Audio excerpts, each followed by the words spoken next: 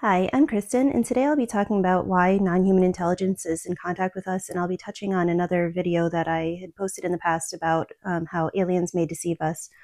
So this is something that I've been kind of ranting and raving about recently in private conversations and kind of trying to wrap my head around, and I just have so many thoughts, and because it becomes a topic of conversation so often lately, I thought I would kind of bring it to YouTube and talk about it here as well. So when I think of non-human intelligence that are in contact with us, I don't only think of aliens like grays or tall grays, short grays, even mantids or these types of Nordics that people talk about. I also think about like ghosts and angels and just beings that we don't really have words or terms for, things that just appear that are so otherworldly that we have no idea what it is that we're dealing with, what we're seeing, what's contacting us.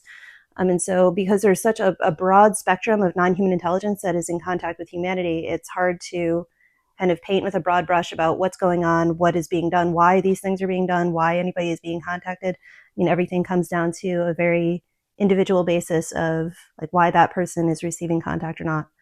And so when I think about like just how broad like everything really is and how there's so much contact that seems to be coming from like other dimensions, other places, I think a lot about how the officials that we have heard talking about their skiffs that they've been in and the official information that they've seen from like kind of ATIP and these official programs.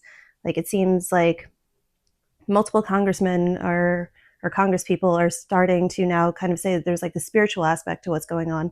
And so you have Burchett and you have Luna and Rubio, and they're saying like we don't know what these things are. There's nothing outright telling us that everything is grays or everything is some other kind of being from another planet or another place. It's just there's a lot going on. And so from that viewpoint, it's like I have so many thoughts about like what's good, what's bad, what's right, what's wrong. That am my feelings about non-human intelligence and aliens are kind of all over the place lately. And so again, I just wanted to rant about it a little bit. One of the concerns that I've had lately is about this hybridization program, and this has been coming up in private conversations and group chats and things like that lately. And I feel that I personally have probably been affected by this.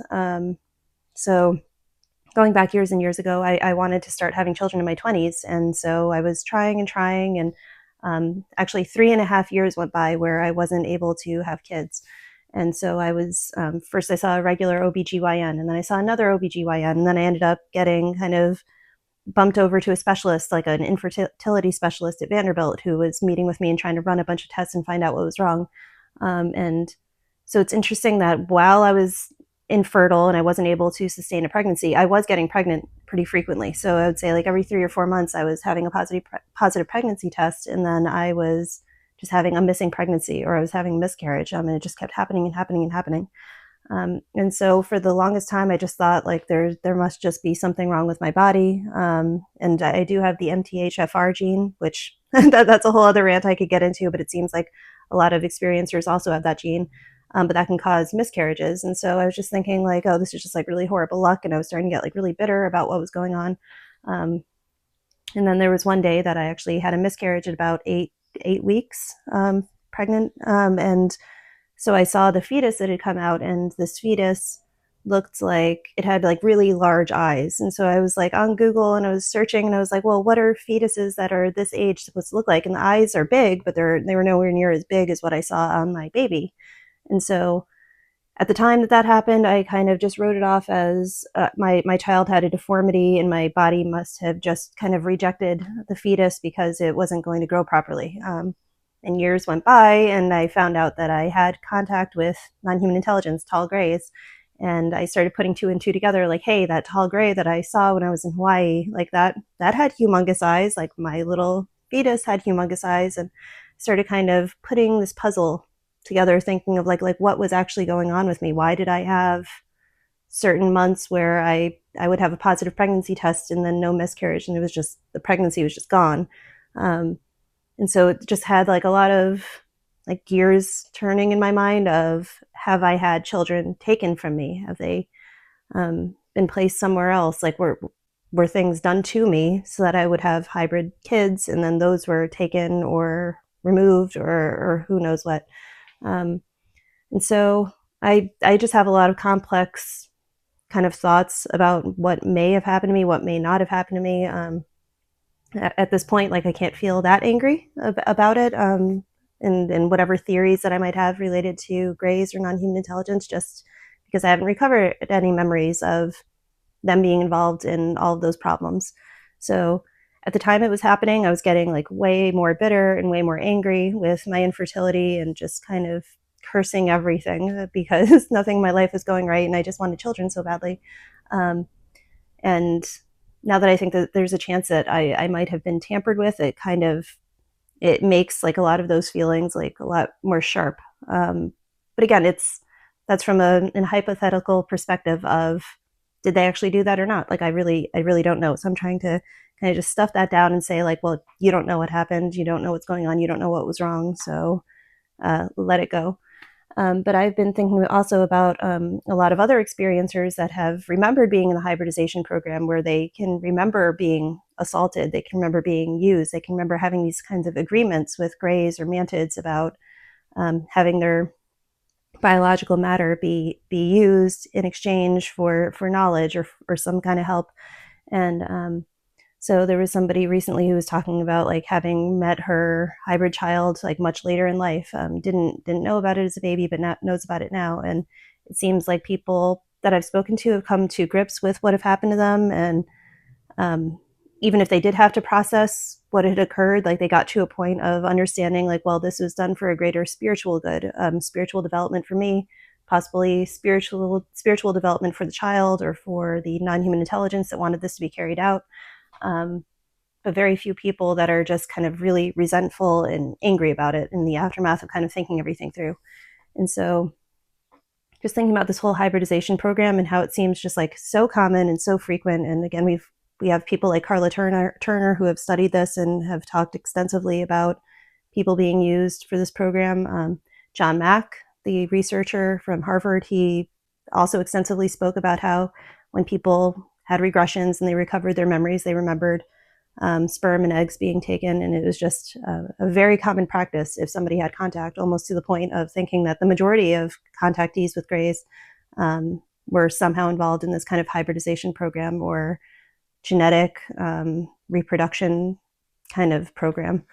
And just because it is so common, I have wondered a lot, especially recently, about like why are they doing this? What is the point of it? I know that just as humans, we kind of treat other animals, other mammals, as species to kind of be preserved, or species that we should try to improve their genetics so that they live longer, healthier lives. And so I've kind of leaned a bit into that zoo theory lately, that perhaps there are a lot of grays or other kind of physical non-human intelligence that interact with us because perhaps they are trying to create a lineage that is stronger and more able to survive whatever earth changes might be happening. Again, we have global warming, we have lots of earthquakes, we have like a lot going on this planet that perhaps this is supposed to be some type of assistance to humanity in order to kind of strengthen what we're capable of withstanding in the future.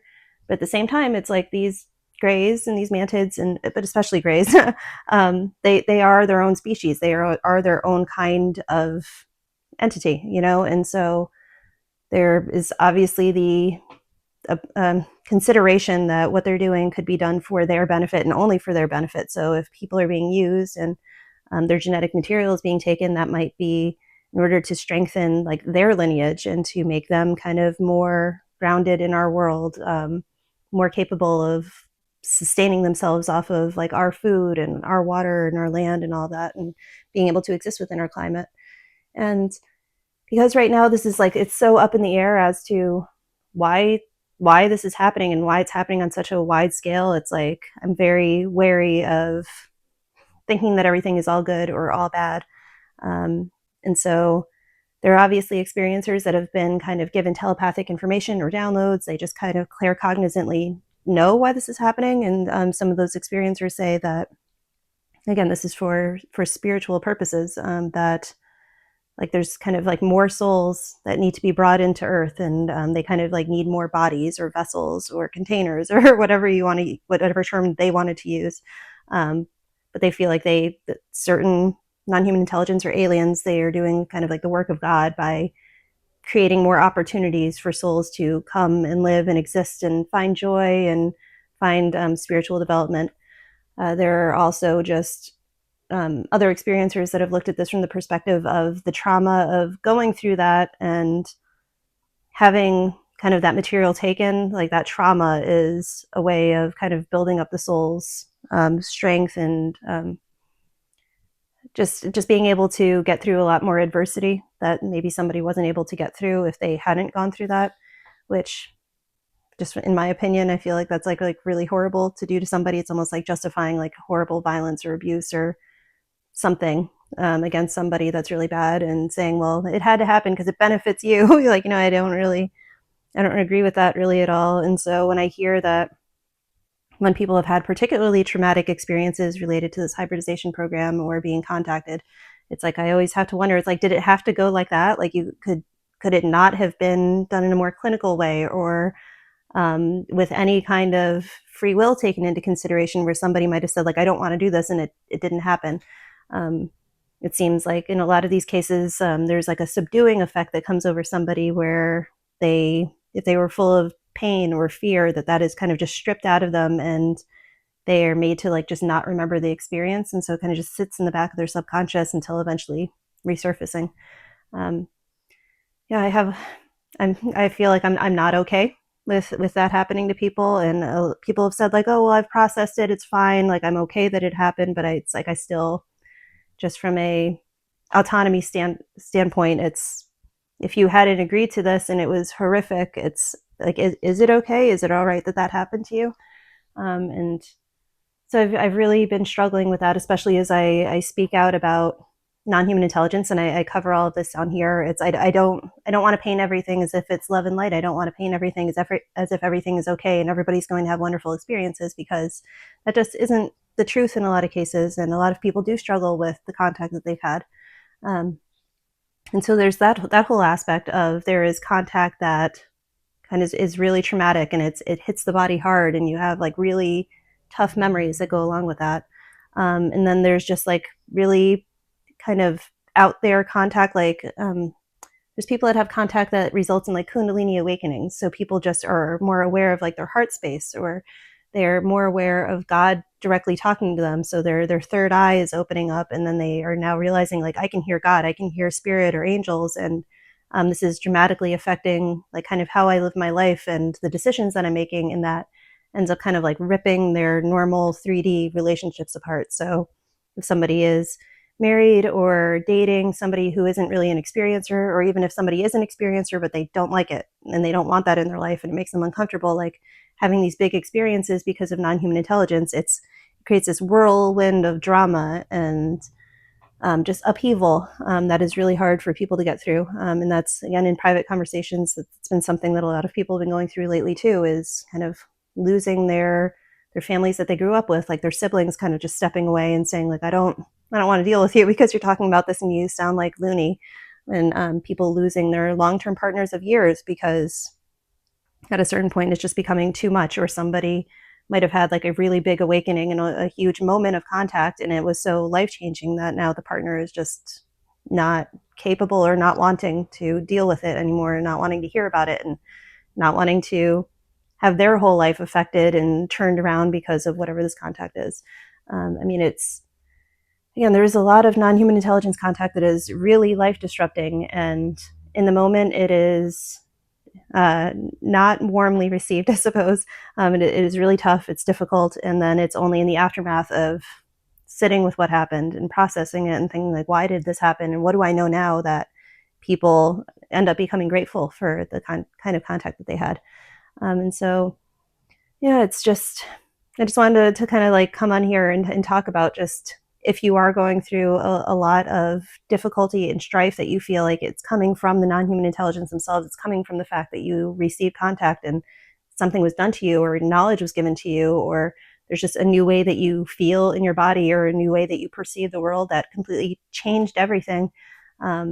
And if it doesn't feel okay, it's okay to have those kind of negative, hard, um, kind of skeptical of like, is any of this good kind of feelings. It's um, this isn't easy to be going through. It's being an experiencer is very kind of detached from how the average person lives. A normal person isn't constantly thinking about like who is watching me, who's listening to me, who's going to give me assistance, who's going to kind of give me messages about my day or about the future, or who's going to give me information about God and existence and why I'm here, and like what physically is going to happen to me. Like the average person is going about their day and going about a routine where they're not affected by this. And um, either fortunately or unfortunately, depending on which way you want to look at it, we are affected in that way that there's a kind of a lot of hills and valleys to go over.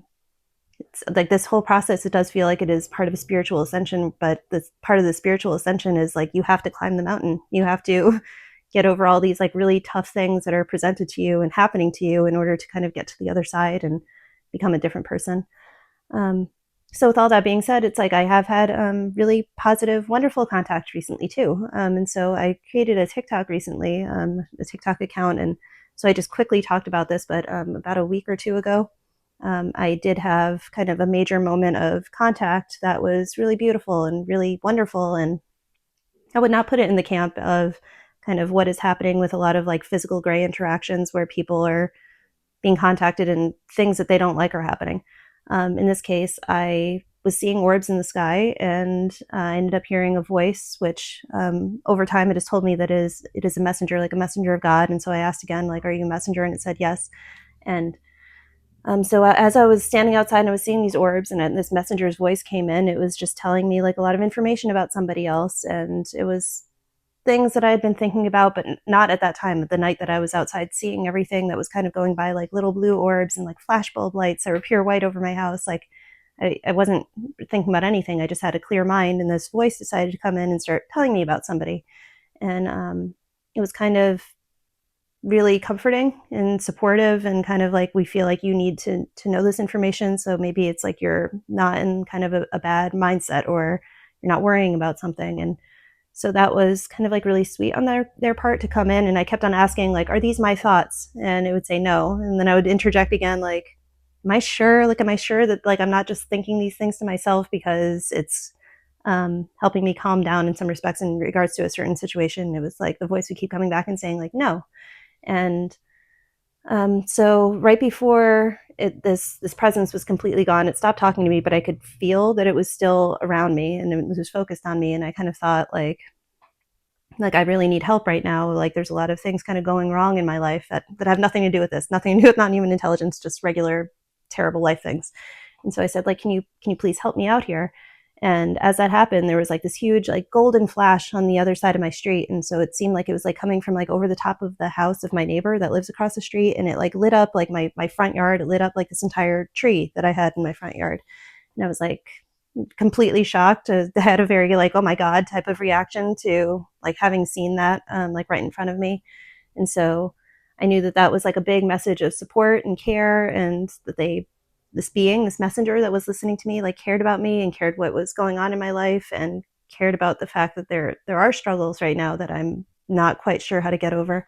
And so at that point, I just said like, well, like, thank you for being here and giving me kind of like that supportive message, showing that like, yes, you heard me, and like, yes, you're going to support me. And then I said like goodbye, and I didn't see anything. And so I said like ciao, sayonara. And I kind of like just kind of thought that like up to the sky as like a joke, because I could tell that whatever this messenger was still listening to me. And like right low, like right over the top of the roof of my home, I saw this like little shooting star just go by, like a bright white shooting star. It was like below the tree height of the trees next to my house. And so I had that like kind of beautiful, wonderful interaction with non-human intelligence recently. And I would say that there was nothing bad about it, nothing wrong about it. It seemed like this being that had come to be in contact with me was there because it loves me and it supports me and it cares about me and it cares about my spiritual development and it cares about the relationships that I have in my life and all of the other things that are going on in my life that are kind of all scrambled and mixed up.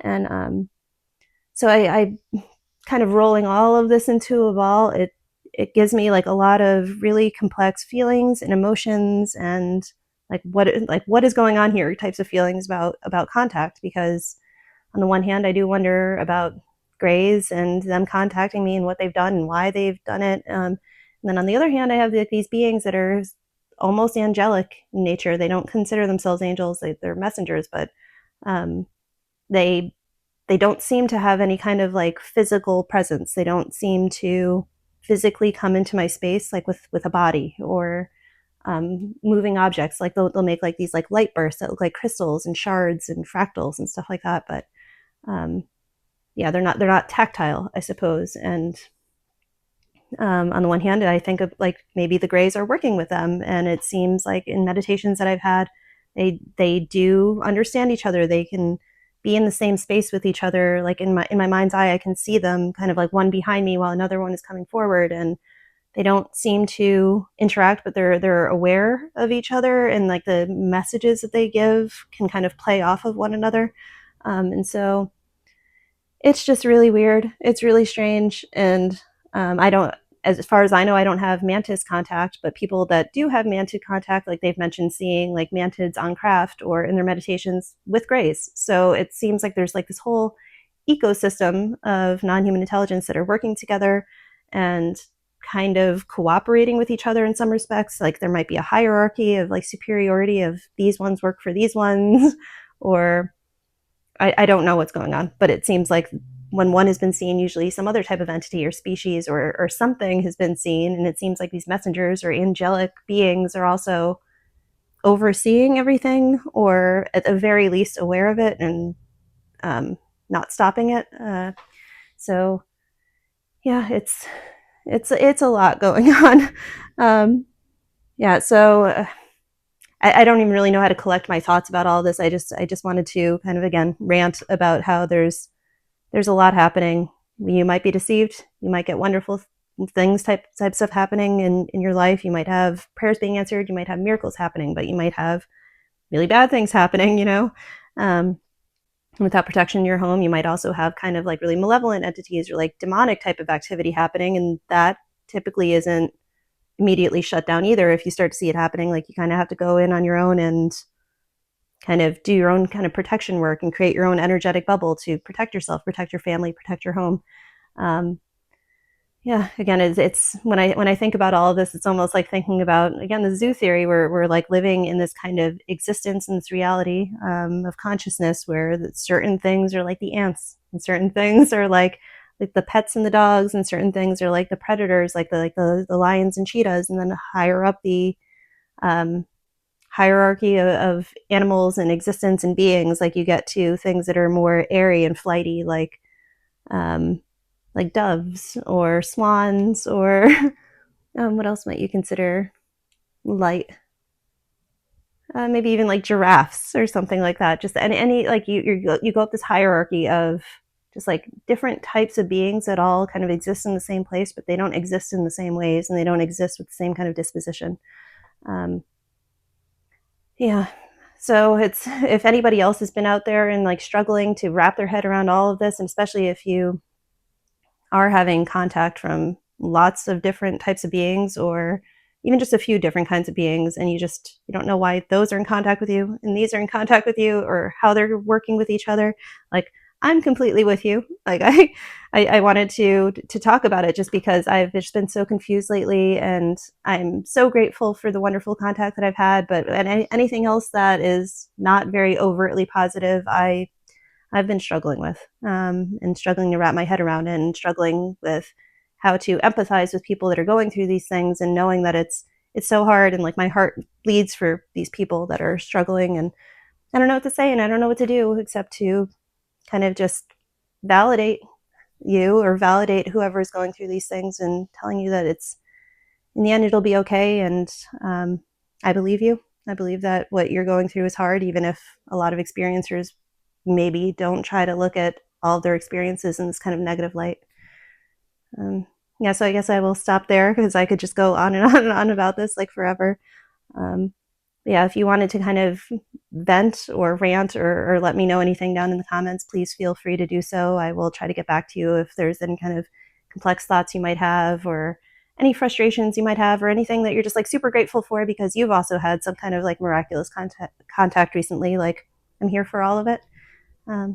Yeah, so thank you so much for listening today, and I'll see you in the next video. Bye bye.